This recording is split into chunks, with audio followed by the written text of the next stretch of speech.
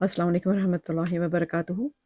हम लोग सूरह बकरा की तफसीर कर रहे हैं और अगली आयतों में जो कि हम मुत्तकीन की क्वालिटीज़ बयान कर रहे हैं, अल्लाह रब्बुल इज़्ज़त जो इसमें फरमा रहे हैं, तो अगली आयत भी उन्हीं के बारे में है, मुत्तकीन की क्वालिटीज़ के बारे में। बाद औज़ु बिल्लाहि मिनश शैतानिर रजीम, बिस्मिल्लाहिर रहमानिर रहीम। वल्लज़ीना युमिनूना बिमा उनज़िला इलैका वमा उनज़िला मिन क़ब्लिक व बिल आखिरति हुम यूक़िनून। यानी मुत्तकीन ऐसे लोग हैं जो ईमान रखते हैं उस किताब पर भी जो आप सल्लल्लाहु अलैहि वसल्लम की तरफ उतारी गई और उन किताबों पर भी जो आप सल्लल्लाहु अलैहि वसल्लम से पहले उतारी जा चुकी हैं, और आखिरत पर भी वही लोग यकीन रखते हैं।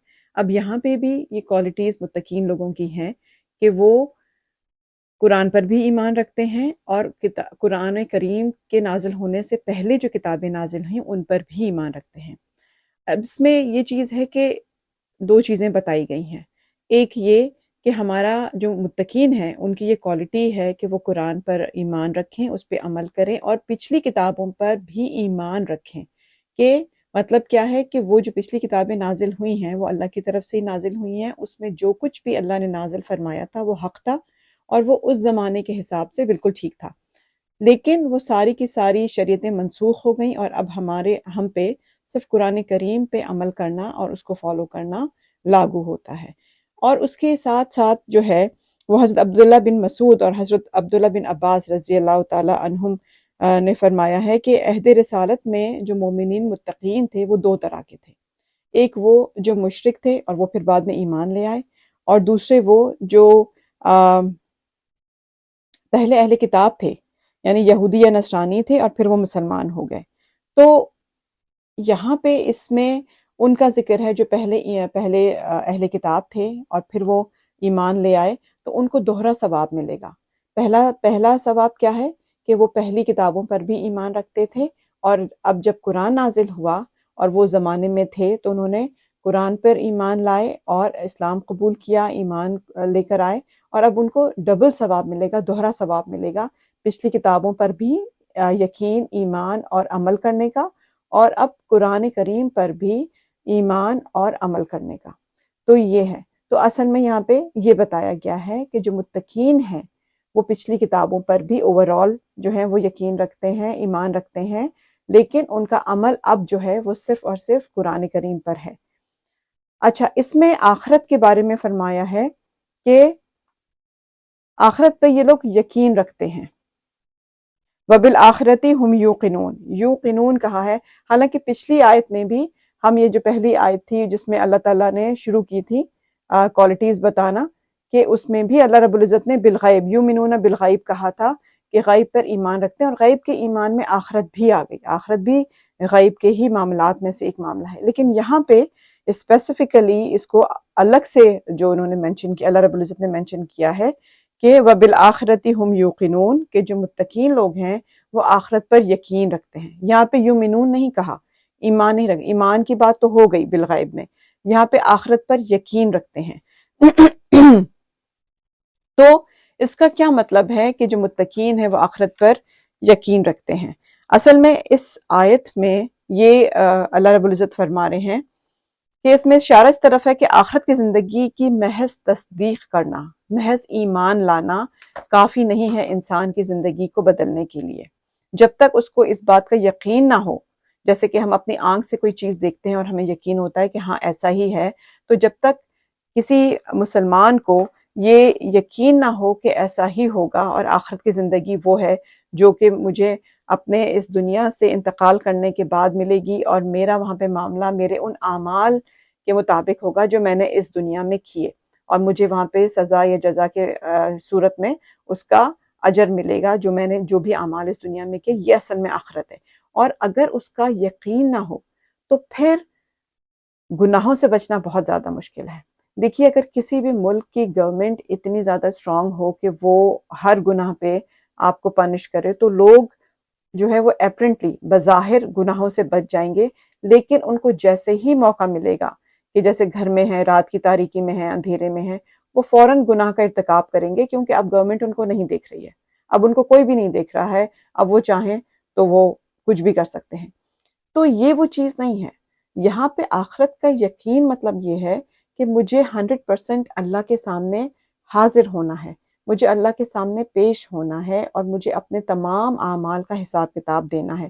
جب یہ یقین ہمارے دل میں ہوگا تو ہم کسی بھی لمحے میں کوئی گناہ ہم سے نہیں ہوگا، چاہے وہ رات کی تاریکی ہو، اکیلا پن ہو، ہم کہیں پہ بھی ہوں، ہمیں یہ پتہ ہے کہ کوئی انسان، کوئی مخلوق ہمیں دیکھے نہ دیکھے، اللہ رب العزت ہمیں ہمیشہ دیکھ رہے ہیں۔ میرے جو 2 فرشتے ہیں کرامن کاتبین، وہ میرے اعمال لکھ رہے ہیں۔ تو ہم اس چیز سے نہیں بچ سکتے کہ میں سب سے نظریں چرا کے گناہ کر لوں، ایسا ہو ہی نہیں سکتا۔ اللہ رب العزت کی ذات ہمیں ہر وقت دیکھ رہی ہے، تو ہمیں آخرت پر یقین رکھنے کی ضرورت ہے۔ اور اسی طرح سے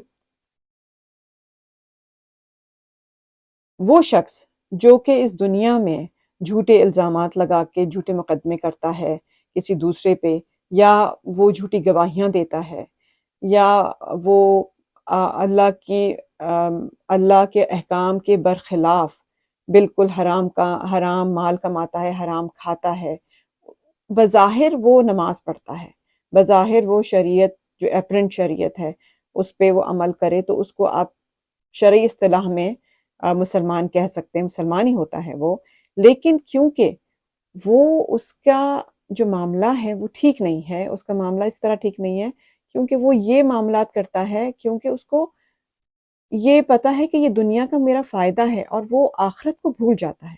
آخرت کو بھولنے کی وجہ سے ہی وہ ان گناہوں کا، ان کبیرہ گناہوں کا ارتکاب کرتا ہے اس دنیا میں، کیونکہ اس کو آخرت کا یقین نہیں ہوتا۔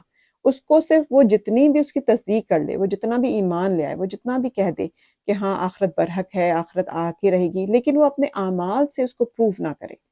اعمال سے پروف کرنے کا مطلب یہ ہے کہ وہ اپنے اعمال سیدھے نہ کرے، صحیح نہ کرے، اللہ کے بتائے ہوئے راستے پہ نہ چلے، اور اس بات کا یقین ہر وقت اس کے دل میں نہ ہو کہ میرے ہر عمل کا مجھ سے حساب لیا جائے گا۔ تو اس صورت میں جو وہ شخص ہے، ہم یہ کہیں گے کہ اس کو یقین نہیں ہے آخرت کا۔ آخرت کی یقین بہت زیادہ ضروری ہے کہ ہمارے دلوں میں بیٹھ جائے، تاکہ ہم گناہوں سے بچیں، ہم گناہوں سے دور رہیں، اس لیے کہ ہمیں یہ پتا ہوگا کہ مجھے حاضر ہونا ہے اللہ رب العزت کے سامنے۔ پھر اس کے بعد اللہ رب العزت فرما رہے ہیں کہ اولئک علی ھدی من ربہم واولئک ھم المفلحون، کہ یہ ہیں وہ لوگ جو اپنے پروردگار کی طرف سے صحیح راستے پر ہیں، اور یہی وہ لوگ ہیں جو فلاح پانے والے ہیں۔ جو متقین کی کوالٹیز ابھی تک ہم نے بتائیں، وہ اصل میں 5 آیات تک، وہ اصل میں یہی ہے کہ یہی لوگ ہیں جو ہدایت پر ہیں، اللہ نے ان کو ہدایت پہ رکھا، اور یہی لوگ ہیں جو فلاح پانے والے ہیں۔ فلاح پانے والے مطلب اس دنیا میں بھی اور آخرت میں بھی۔ ہم ہمیشہ یہ نہ کبھی ہمیں یہ سوچنا نہیں چاہیے کہ جو متقی ہوگا، جو اللہ کے احکامات پہ چلے گا، جو صراط مستقیم پر چلے گا، اس کو صرف آخرت میں اجر ملے گا۔ بالکل ایسا نہیں ہے۔ کہ دنیا کس نے بنائی ہے؟ اللہ رب العزت نے، رائٹ؟ تو اللہ رب العزت کے اختیار میں کیا یہ نہیں ہے کہ وہ اپنے پسندیدہ لوگوں کو، اپنے جو اس کے اولیاء ہیں، ان کو وہ دنیا میں بھی بہت ترقی دے، اور آخرت تو ہے ہی ان کے لیے۔ تو اصل میں اللہ رب العزت فرما رہے ہیں یہاں پہ کہ اولئک علی ھدی من ربہم واولئک ھم المفلحون۔ مفلحون وہ فلاح پانے والے ہیں دونوں دنیاؤں میں ان کے لیے فلاح ہے۔ اب ہم یہ دیکھتے ہیں کہ کوئی جو بہت نیک لوگ ہوتے ہیں وہ بہت مشکلوں میں ہوتے ہیں، بہت پریشانیوں میں بھی ہوتے ہیں، لیکن اس کا مطلب یہ ہرگز نہیں ہے کہ وہ اللہ معاذ اللہ ان سے ناراض ہیں یا کیا ہے۔ یہ ان کو اور فائدہ دے رہی ہے، یہ حالات، یہ ان کے لیے اس وقت حالات بہتر ہیں، اور اس میں ثابت قدم رہنے سے وہ اپنی منزلیں اور طے کر رہے ہیں، اور اپنے درجات بڑھا رہے ہیں۔ تو ہمیشہ یاد رکھیں کہ قرآن کی تعلیمات پر عمل اور شریعت پر عمل اور صراط مستقیم پر چلنا ہی اصل میں فلاح کا ایک ہی طریقہ ہے، فلاح پانے کا دنیا اور آخرت کی، اور اس کے علاوہ کوئی اور طریقہ نہیں ہے۔ نہ ہماری ڈگریز ہم کو بچا سکتی ہیں، ہمیں فلاح دے سکتی ہیں، نہ ہماری عقل، نہ ہمارا فہم، کوئی چیز کام نہیں کرتی۔ ہمارا کام صرف یہ ہے کہ ہم اللہ رب العزت کے بتائے ہوئے راستے پہ چلیں، طریقے پہ چلیں قرآن کے، اور نبی کریم صلی اللہ علیہ وسلم کی احادیث پر عمل کریں۔ یہی ہمارا طریقہ ہے، اور یہی ہماری نجات ہے، اور یہی ہماری فلاح ہے۔ جزاکم اللہ خیر۔ السلام علیکم ورحمۃ اللہ وبرکاتہ۔